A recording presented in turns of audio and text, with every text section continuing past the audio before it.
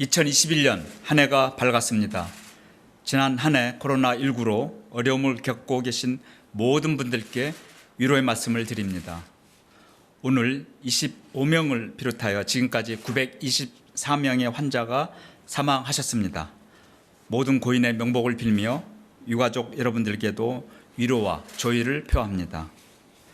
새해 매우 추운 날씨에도 묵묵히 현장에서 애를 쓰고 계시는 의료인과 방역요원 그리고 관련된 모든 종사자 여러분들께도 깊이 감사의 말씀을 드립니다. 또 힘든 가운데서도 사회적 거리 두기를 잘 실천하고 계시는 국민 여러분들께도 진심으로 감사의 말씀을 드립니다. 코로나19로 오랫동안 힘든 시간을 보내고 있지만 우리는 이 어려움 가운데서도 숭고한 희생과 헌신, 따뜻한 배려와 연대, 성숙한 시민의식의 발휘와 같은 감격스러운 순간을 경험하고 있습니다. 우리 대한민국이 가진 힘과 저력을 새롭게 확인하고 지금까지 큰 사회적인 혼란 없이 코로나19를 통제해 오고 있습니다. 이 모든 결과는 국민 여러분 덕분입니다. 지금까지 노력해 주신 국민들께 다시 한번 감사의 말씀을 드립니다. 2021년 새로운 한 해에는 한시라도 빨리 코로나19를 종식시키고 우리의 소중한 일상을 회복할 수 있도록 정부는 혼신의 힘을 다하겠습니다. 지난 12월 8일 수도권은 2.5단계, 비수도권은 2단계로 거리두기를 상향 조정하였습니다. 12월 24일부터 시작한 연말연시 특별 방역대책과 함께 내일 1월 3일이 종료될 예정입니다. 그간의 거리두기와 특별 방역대책 효과는 느리지만 분명히 나타나고 있습니다. 계속 커지던 환자 증가율이 둔화되고 있으며 최근 2주간 전국적인 신규 확자는 1000명 내외에서 정체 중입니다. 감염 재생산 지수도 1에 근접하고 있습니다. 지금 앞으로 환자 발생 추이가 다시 상승하느냐 아니면 반전하여 감소세로 접어드느냐 매우 중요한 분기점에 임박해 있다고 판단합니다. 어떤 방향으로 나가느냐에 따라 2021년 새해 상황이 달라질 것입니다. 특히 지금은 변수와 위험 요인이 많습니다. 계절적으로는 바이러스의 활동력이 강한 겨울철을 두어 달 더 견뎌내야 합니다. 또 외국에서는 전파력이 높은 변이 바이러스가 새롭게 나타나고 있습니다. 자칫 여기서 유행이 커진다면 방역과 의료 체계가 견디기 어려워집니다. 반면 금년은 백신과 치료제 활용이 가능해지는 해이기도 합니다. 이는 유행을 종식시키거나 치명적인 위협을 없앨 수 있는 큰 진전입니다. 우리나라도 5,600만 명분의 백신을 확보하였고 2월부터는 예방접종이 시작될 예정입니다. 비슷한 시기에 항체 치료제도 활용할 수 있게 됩니다. 백신을 통해 고위험군을 우선적으로 보호하는 한편 치료제를 써서 치명률을 낮추는 공격적인 방역 대응이 가능해집니다. 지금 1월 한 달간이 이러한 시기로 진입하는 마지막 고비라고 할 수 있습니다.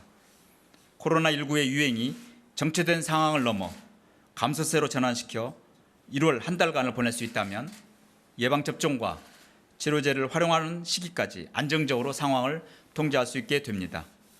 만약 여기서 코로나19를 억제하지 못한다면 우리는 예방접종의 효과가 본격화될 때까지 어렵고 험난한 시기를 보내야 할 것입니다. 이에 정부는 완만한 정체 국면에 들어간 코로나19의 유행 추이를 확실한 감소세로 반전시킨다는 목표를 세우고 연말연시 특별 방역대책의 핵심적인 조치들과 수도권 2.5단계, 비수도권의 2단계 조치를 1월 4일부터 17일까지 2주간 연장합니다. 특히 가장 핵심적인 조치로 수도권을 넘어 전국적으로 5명 이상, 즉 5명부터의 사적 모임을 금지합니다. 이는 지난 12월 한 달간의 유행 상황을 분석할 때 특정 시설의 집단 감염은 많이 줄어든 반면 확진자 접촉의 40%, 조사 중인 사례 26% 등 일상생활의 소규모 모임과 접촉을 통한 전파가 가장 많다는 점을 반영한 조치입니다. 거리두기 3단계로 상향은 유보하기로 했습니다. 오늘 수도권의 1일 이상의 대기 환자는 13명으로 아직 우리의 방역과 의료 역량이 적절히 유지되고 있습니다. 수많은 다중이용시설의 집합금지가 서민경제에 큰 충격을 미칠 것이라는 점도 고려하였습니다. 3단계 상향보다는 현재 유행의 가장 주요한 원인으로 분석되는 사적 모임과 접촉을 최소화하는 방향으로 2주간 거리 두기를 집중적으로 전개한다는 결정입니다. 이에 따라 전국적으로 새롭게 적용되는 조치사항에 대해서 말씀드리겠습니다. 먼저 전국적으로 5명부터의 사적 모임을 금지합니다. 여기에는 식당에서의 식사 모임도 포함됩니다. 식당에서는 테이블 간 거리 두기, 칸막이 설치 등 수칙도 반드시 준수하도록 하고 점검을 강화하겠습니다. 4명까지의 모임이 허용된다 하여 이는 안전하다는 의미가 결코 아닙니다. 2주간의 모든 사적 모임을 취소해 주시기 바랍니다. 호텔, 리조트, 게스트하우스 등 숙박시설은 객실 수의 3분의 2 이내로 예약을 제한합니다. 모임, 파티 장소로 빈번하게 활용되는 파티룸은 집합금지합니다. 정규 예배, 미사, 법회와 같은 종교활동은 비대면만 가능하며 모임과 식사는 금지합니다. 부처, 지자체와 현장 의견을 수렴하여 일부 시설에 대한 방역 수칙도 개선합니다. 수도권의 밀폐형 야외 스크린 골프장은 실내 스크린 골프장과 동일하게 집합금지합니다. 방학 중 돌봄 공백을 고려하여 수도권의 학원과 교습소에 대해서는 같은 시간대 학생이 9명 이하인 경우에 한하여 방역수칙을 운영을 허용합니다. 전국의 스키장은 운영을 허용하되 수용 가능한 인원의 3분의 1 이내로 인원을 제한하고 밤 9시 이후에 야간 운영을 금지합니다.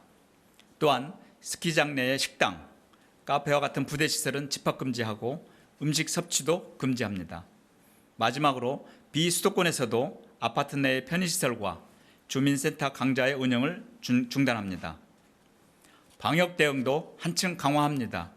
먼저 수도권의 임시 선별검사소는 2주간 운영을 연장하여 선제검사를 계속 실시합니다.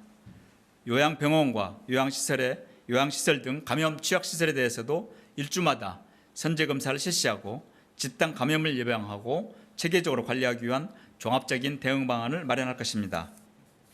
변이 바이러스의 국내 유입을 차단하기 위해 모든 외국인의 해외 입국자에 대해서 PCR 음성 확인서를 요구하고 14일에 자가격리 해제 전에 진단검사를 추가로 실시할 것입니다. 이번 거리두기 조치는 하루의 준비기간을 두고 1월 4일부터 시행합니다. 전국적인 대응을 집중력 있게 실시하기 위해 지자체에서는 자체적으로 방역 조치를 완화할 수 없습니다.